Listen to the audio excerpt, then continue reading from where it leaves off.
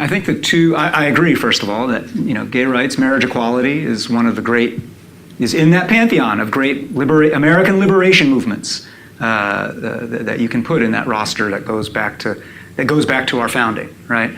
But what I would say you can learn from this movement in particular right now is two things. Number one, it is having the long game in mind, right? And we are particularly under this president, we operate on a Twitter metabolism, right? And we want results now, we want change instantly, we want to see things measurable in data terms today. But the marriage equality movement unfolded over decades, right? It was seeded over decades of activism. It involved some people who were impatient radicals who wanted change now, and then other people who were legislators working patiently inside the system to first try to move toward anti-discrimination bills, then try to move to extend that to housing and other environments, then try to move to floating the idea of civil unions, then try to move to get one liberal state or another to try thinking about marriage equality, and then but it took this kind of patient, long game strategy. That's number one. But number two, the greatest lesson of the marriage equality movement and success, I think, is this, which is that norms precede law. Norms precede law, right?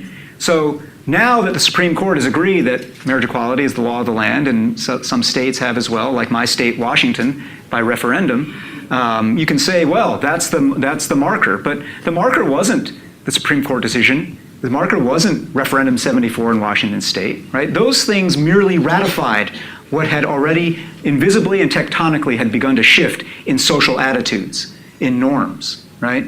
And norms are, and when norms shift like that, it's sort of, well, it's not sort of, it's exactly the way, like the way that Ernest Hemingway once described having gone bankrupt, which is gradually, then suddenly, right? And then that's how it happens, right? I mean, norms shifted, people, Will and Grace is on TV in the 1990s, and people get comfy with the idea of gay friends, gay roommates, gay relationships. Then people it becomes more okay to talk about your family member who's gay and is in a relationship. Then it becomes okay to think about how your congregation or your community group is going to welcome them. Then it becomes like the question of what's okay is the question of social norms. What's okay? Right? And there is no, generally speaking, outside the 10 Commandments, there is no kind of God-given notion of what's okay. Right? We define what's okay. 30 years ago, gay marriage was not okay. Right? Being gay in public out was not even super okay. Right?